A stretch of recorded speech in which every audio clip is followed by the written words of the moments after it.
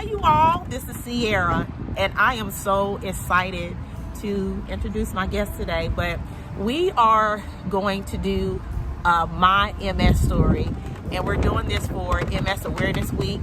We are out here in the community. We were able to find a good spot for us to do a great interview.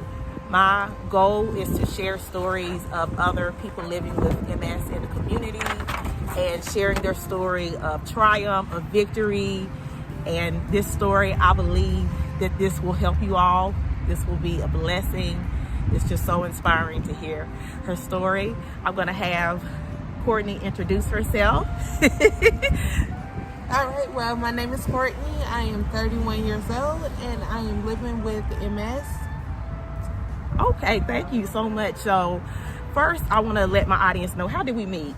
We met, I saw her on WXII and I heard her story and I'm like, I'm gonna write her. And no, I was not expecting for you to write me back, but thank God you did. I really appreciate that. Your story was just amazing. When I read the book, it was even more amazing. So that's how we met. Wow. And she's talking about my book, you all, Multiple Sclerosis, A Bitter Battle with an Uninvited Party Guest. When Courtney reached out to me, I was just so amazed. I was touched. I just didn't know what to say at first. I'm like, oh my God. I'm like, this is somebody in the community that really needed to hear my story, that was blessed from hearing my story, and that I will potentially be able to connect with. So getting into your diagnosis,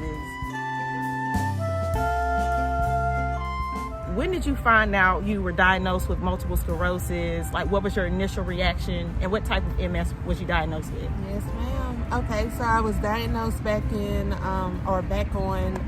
August 5th of 2015. Okay. I do have relapsing remitted MS. Mm-hmm. And when I found out that I had MS, first of all, I was happy that they found out what was going on with me. Yes. Because it took forever. Okay. They called me. I was in the car with my mom and my sister. Okay. They told me, and I broke down crying because I have an uncle. He passed away from MS. So I'm like, oh my gosh. Okay. So, but I am very grateful. You know, they found out. Mm-hmm. It has not been an easy task, but I'm getting through it. Yes. So that is my story. Wow. So you kind of was already familiar with MS through seeing your uncle go through his journey with MS. A little bit. I saw him walking around with a cane, a walker. I didn't really know the details. Mm-hmm. So when it happened, I'm like, oh my gosh, it's going to happen to me. I'm going to be like him. Mm-hmm. But it's not as bad as it seems. You know? So I know a little bit. I knew a little bit about it. Mm-hmm. I know more now, of course. Mm-hmm. But it's not as bad as people think. It's not a death sentence. So what symptoms were you experiencing that led you to go to get for further testing? Well, I had weakness in my legs. Like when I walked, I could not walk far. Oh. And I didn't know what was going on. Mm-hmm. I had blurred vision. Mm-hmm. I think those are the most things that had me like, what's going on? Like, what the world? Okay. Mm-hmm. So you had the blurry vision. You had difficulty walking. Mm-hmm. So you couldn't walk really far. Mm-hmm. So, okay. I experienced the same thing. I was starting to have difficulty walking, far places, and then I was starting to fall. And I'm like, okay, I'm having an issue here, because now not only am I not having my balance and I can't walk far, but now I'm starting to fall. I have no control of my legs. So that's really good. So when you look back at your journey, when you look back at your MS journey, are there any early signs and symptoms of MS that you would say you was experiencing?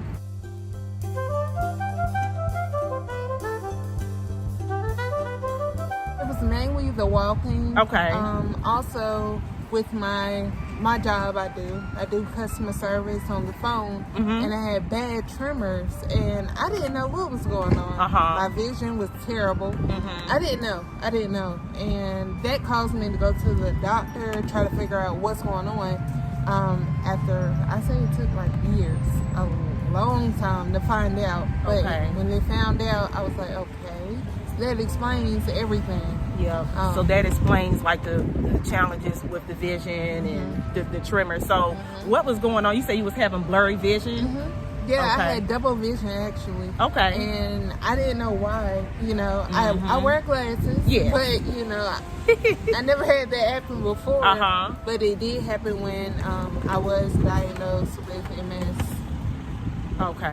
You was kind of having like unsteady gait and you wasn't able to walk far. So what would you do? Would you like take a break? Like you was like, oh, you know, I'm a little tired here. Did you feel were you fatigued? Yes. Okay. Yes, I'm still fatigued. Yeah. But yes, ma'am. Yes, ma'am. They called you and you found out and you was in the car, you said, with your mother and your sister. And you said you started breaking down crying. So what was their reaction? My mom, she was like, no ma'am, you're not going to cry. You're going to be okay. You know, we're going to get through this. And they've been by my side, my dad, everyone, all my family, during this process. Like, yes. How was your sister's reaction? She didn't really say much, but she's always there. Like, if we go out, I don't go in the store, she'll say, you know what, hold on, let me go get it. Okay. So she's supportive, very supportive. Okay, good. I know initially my sister, because my sister and my mother, they have a background in nursing in the healthcare field. So they kind of knew that it might have been MS, but they didn't want to say anything until my tests were confirmed. But my sister was kind of like quiet too. She did more like observing and checking in, saying, hey, Sarah, you know, you okay? Like, what's going on today? Do you need something? And of course, I had a bit of battle. So I most certainly was not as verbal as I should have been. But she was still kind of like your sister. She was still there and she would go in the store and get things that I need. So that's really good. So getting into that, like into your family supports, what are some ways that your family helped you in your MS journey?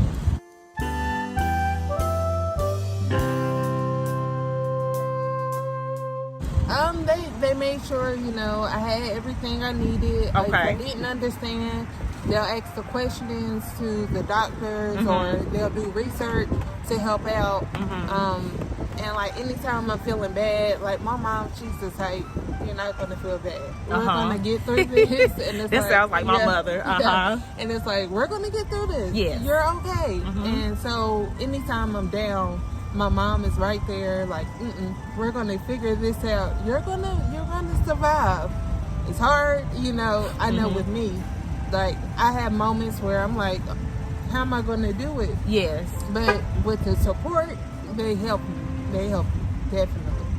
I'm so glad that she does. Your mother sounds like a problem solver, like my mother was, because in very, very much like action oriented, and she doesn't let a lot of things get her down. And I know my mother is amazing. Like, she's the reason why I've gotten this far, and I'm just so glad that you have a good relationship with your mother and she kept you uplifted and everything. So they sound like they were pretty active, your family. So they went to the appointments with you? Initially, yes, ma'am. Okay. Yeah, my dad was there, my sister, oldest sister. Okay. And then of course my mom wanted to know what was going on. And so they've been involved like throughout this journey. Yes. I'm so glad. So what about helping you like select the treatment? They were there with you, so you like, as far as you finding out all your options, they were there to support you? Yes, ma'am. Okay, I'm so glad they were. And what about like taking you to like doctor's appointments? And well, you said initially, right? Initially, and then you had it you had it from there. I am so glad to hear that. I'll tell you one thing about when you have MS, the family has MS. You're not the only one that's dealing with it. The family is. And if you want your loved one to thrive and you want them to be their best self, to live the best way that they can, or manage their care the best way, you have to be there for them. Now, you may have some times where you may have like a little pushback, or times where they might want to be by themselves, like me. It doesn't sound like Courtney was like me. I was a bit of little rat, y'all. I really was. So, but I would say just take moments with your family. Take moments with your family member just to check in. Attend the doctor appointments with them. See how they're managing their care. See what other things they need. If you need to run an errand for them, see what you can do. And I would say if you are the one who was diagnosed with MS, it's very important for you to you have to be willing to accept the help. It's not an easy task. It's very challenging, isn't it, Courtney? Yeah. It's very challenging, but you have to be willing to accept the help and try to manage your care the best way you can. The goal is to, of course, find a cure for MS, but in the meantime, help manage our symptoms the best way we can.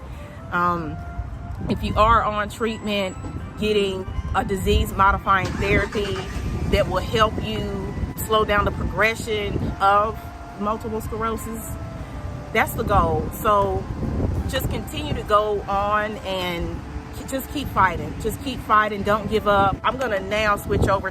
What were some helpful things that your healthcare team did to assist you with managing your care? So this can be your neurologist, your primary care doctor, or your other specialists.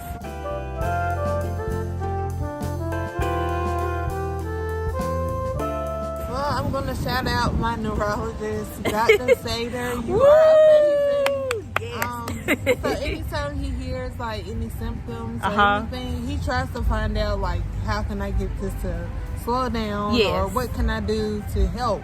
I love him. If anyone is suffering with MS or any type of issue, please go see him, because he's here for you. I love him. I really do. That's the main doctor. I will shout out my endocrinologist. He's the one that actually referred me to a neurologist.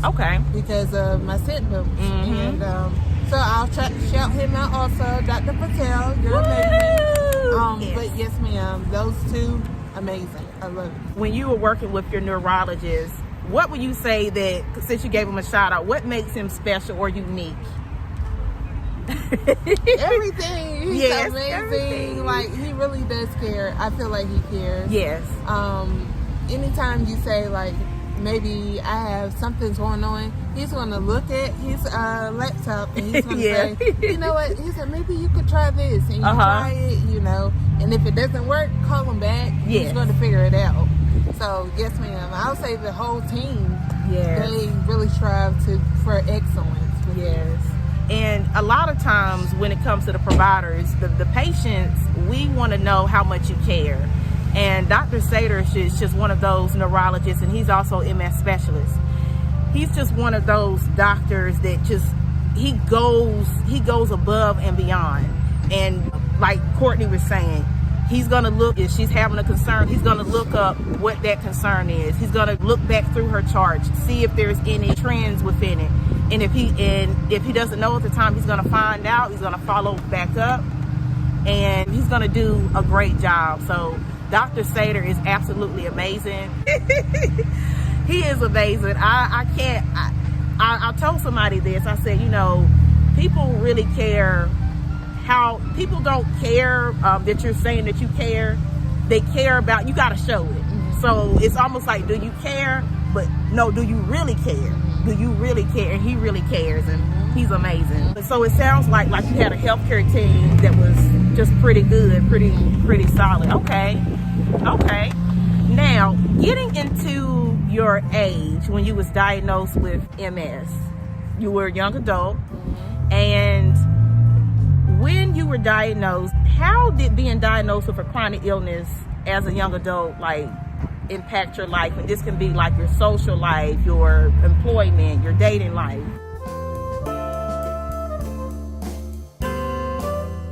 I have slowed down a lot.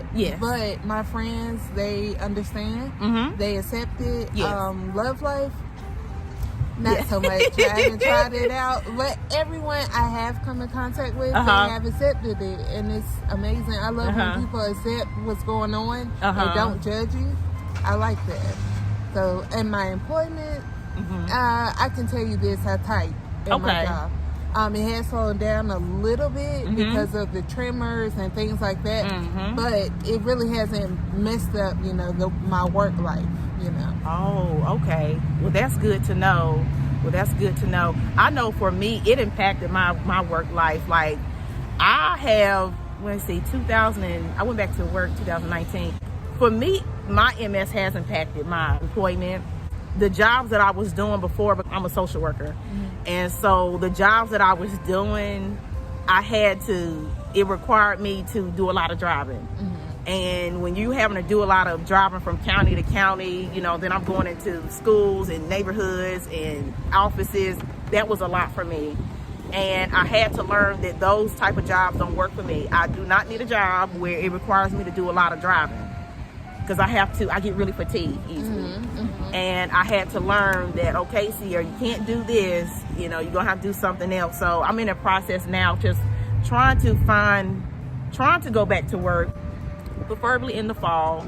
So I would like to do that, but I have to find something that's gonna work for me. I have to find something that I'm not gonna have to do a lot of movement to.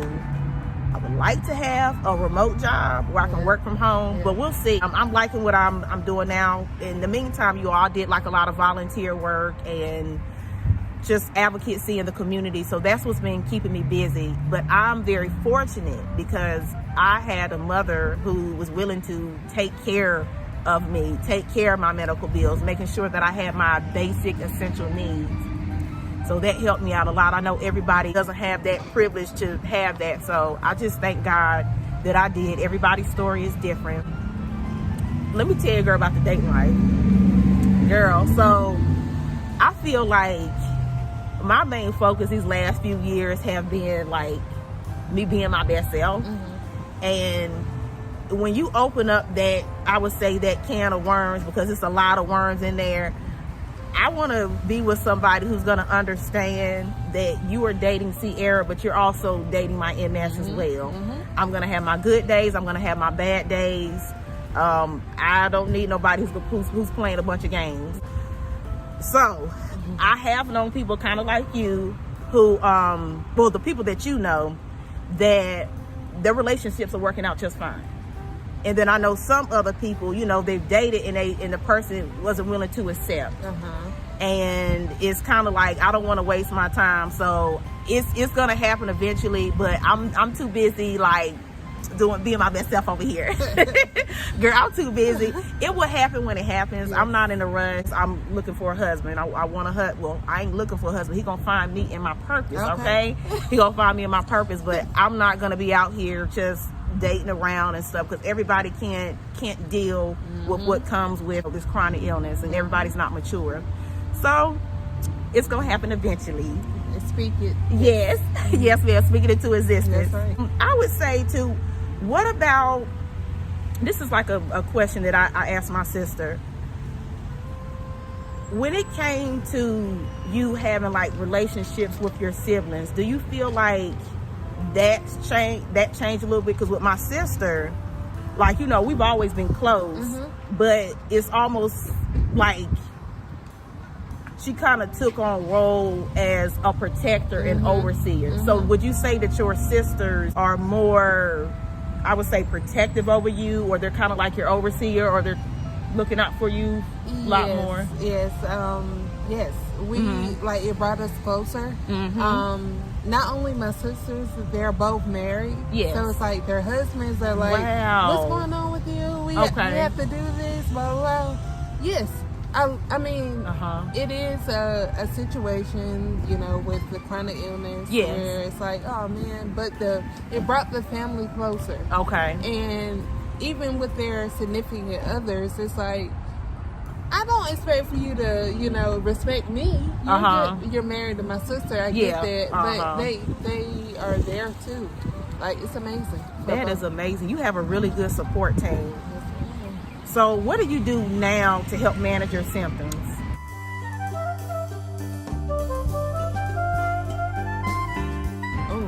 And what are you still experiencing, like any like MS symptoms that like affect your daily activities, or? Can be, yes. So at my job, it can be overwhelming. It's a lot of mind things you have to work with, figure it out.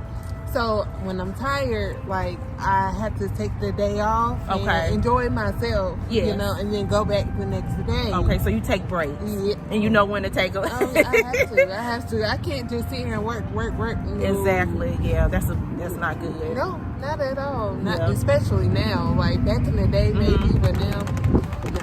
I take a break. And I take myself out sometimes, you know.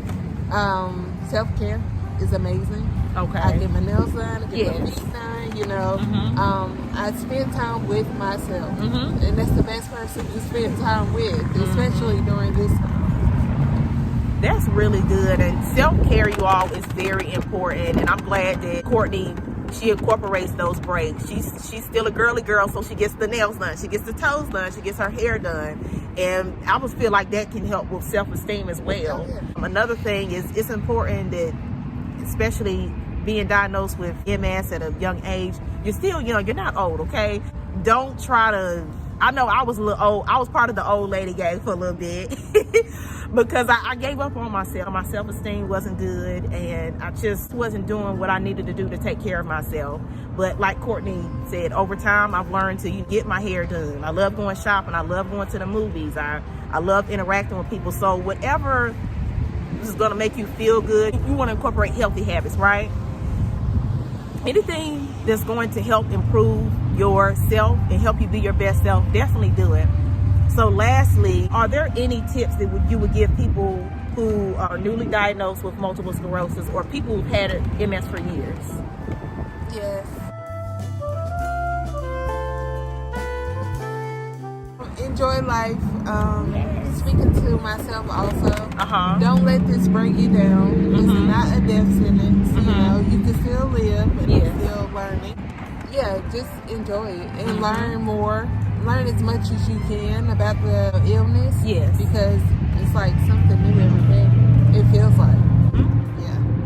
I completely agree. It is something new every day with the illness. You're going to always learn something about your body, or if you hear somebody else's story, you're going to always learn something about MS. It's a mysterious disease, of course, still in the process of trying to find a cure for it. There's different treatments out here, disease-modifying therapies. Of course, it's always good to incorporate exercise and putting good food into your body, right? So hopefully we will find a cure soon, and yes, hopefully very soon, I tell you. And I know I really didn't know about the MS resources in the MS community, but I found out through the National MS Society. They have a great website. You go up there. I mean, they really have they have the works. I can say that National Multiple Sclerosis Society, they have a lot of resources.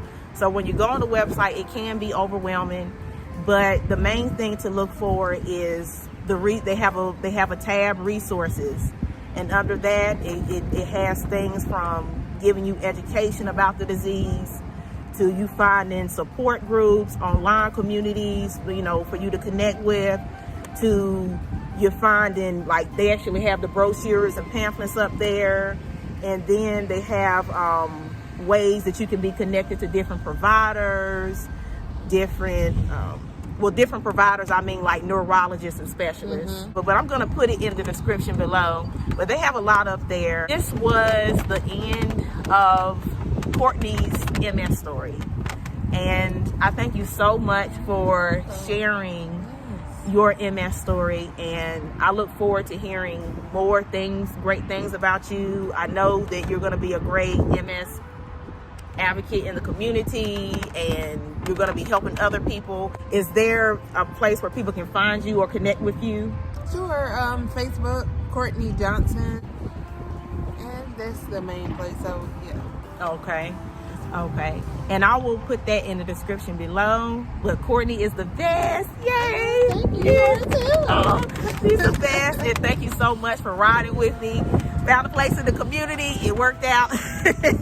Okay, you all, this is Sierra and Courtney, and we want you to be your best self, and we love you. We're signing off. We got our ribbons on too for MS Awareness Month. Color is orange. Love you all.